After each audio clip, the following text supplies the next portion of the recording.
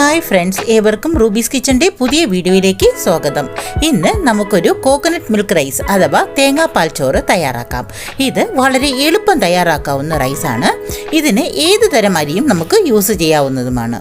അങ്ങനെ പ്രത്യേകിച്ച് ഇന്ന അരി തന്നെ വേണമെന്നൊന്നും ഇല്ല. കുട്ടികൾക്ക് സ്കൂളിൽ ലഞ്ചിന് കൊടുത്തുവിടാൻ പറ്റിയ നല്ലൊരു റൈസ് കൂടിയാണിത്.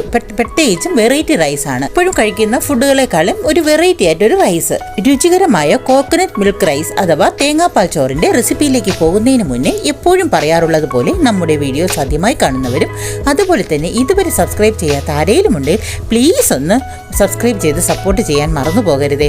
അതുപോലെ തന്നെ ആ ബെൽ ബട്ടൺ ഒന്ന് പ്രസ് ചെയ്യാനും മറക്കരുത്. എങ്കിൽ മാത്രമേ ഞാനിടുന്ന പുതിയ വീഡിയോസിൻ്റെ നോട്ടിഫിക്കേഷൻസ് നിങ്ങൾക്ക് ലഭിക്കുകയുള്ളൂ.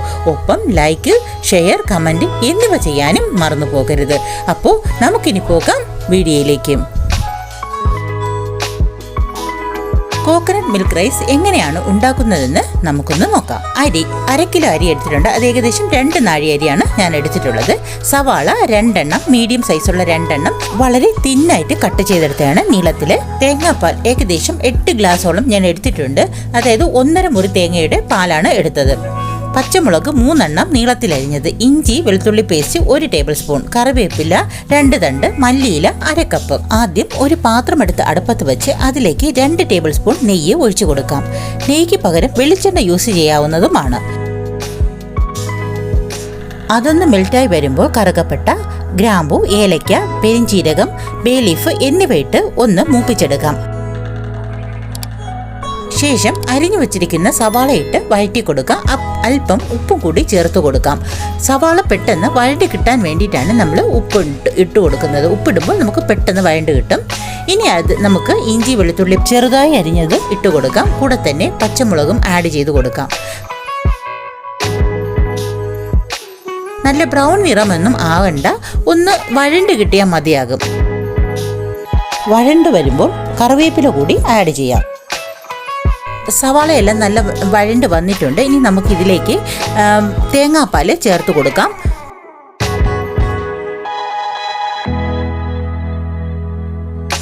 അതൊന്ന് നന്നായിട്ട് തിളച്ച് വരുമ്പോൾ കഴുകി വൃത്തിയാക്കി വെച്ചിരിക്കുന്ന റൈസിനെ ചേർത്ത് കൊടുക്കാം. ആവശ്യത്തിന് ഉപ്പും കൂടി ചേർത്ത് ഒന്ന് നന്നായിട്ട് ഇളക്കി കൊടുക്കാം.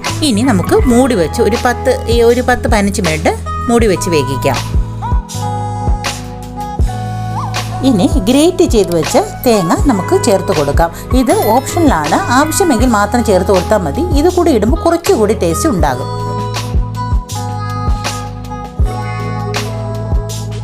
ഇപ്പോൾ 10-15 മിനിറ്റ് ആയിട്ടുണ്ട്. ഇനി നമുക്ക് മൂടി തുറന്ന് നോക്കാം. ചോറൊക്കെ വെന്ത് പകുതി വേവായി വന്നിട്ടുണ്ട്. നമുക്കൊന്ന് ഇളക്കി കൊടുക്കാം.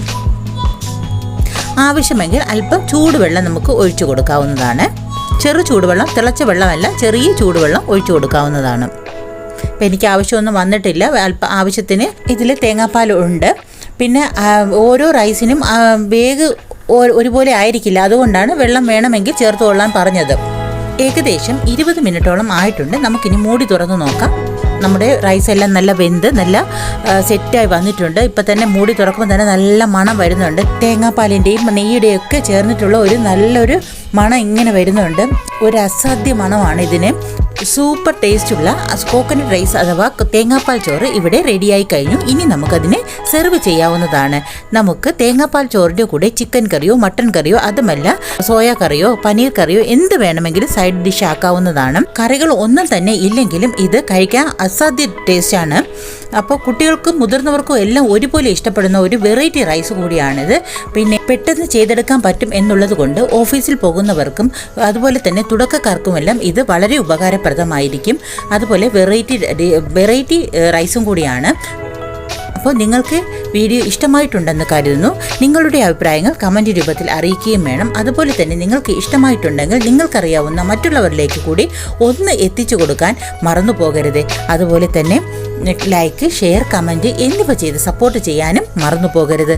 അപ്പോൾ മറ്റൊരു വീഡിയോയുമായി കാണാം. Thanks for watching.